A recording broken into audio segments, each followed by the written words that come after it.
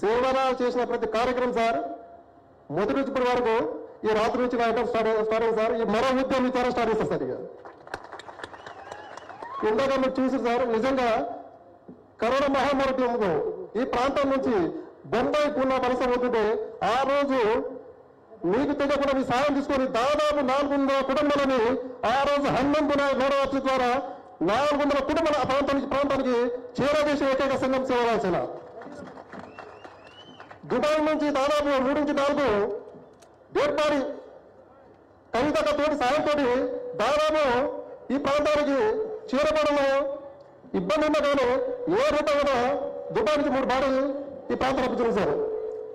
ఒక్క కోరిక సార్, మీరు ఇందాక ఏమి చూసారు, ఈ వలస ఆగాలంటే సార్ ఈ ప్రాంతానికి టూరిజం కేంద్రంగా చేస్తే అది మా పూర్ణ ప్రాంతం సార్. అక్కడ మీ కాలేజీ ప్రాజెక్టు నిన్న ఒక ఆయన కేటీఆర్ సార్ మీ ప్రాంతానికి వస్తుండ్రు అంటే నాకు నిన్న నుంచి స్టార్ట్ అయింది సార్. చేవల ప్రాజెక్ట్ తీసుకుని అక్కడ పెట్టారు.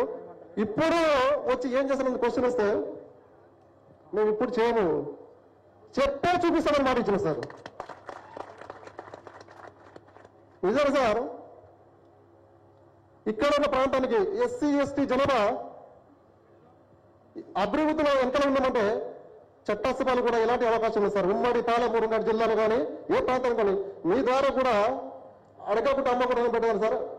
అవకాశం వస్తే ఈ అంబేద్కర్ స్టాచ్యూ ఇన్వెస్ట్ ద్వారా సాయి చందన మాట ఇచ్చిన ఆ మాట ప్రకారం ఇన్వెస్ట్ చేయడం వల్ల రేపు ఫ్యూచర్లో ఈ ప్రాంతం నుంచి ఒకే కూటానికి ఒకే కుటుంబానికి కాకుండా అందరి సమాన హక్కుల చట్టసభలు పంపిస్తారని కూడా ఆశిస్తున్నారు సార్.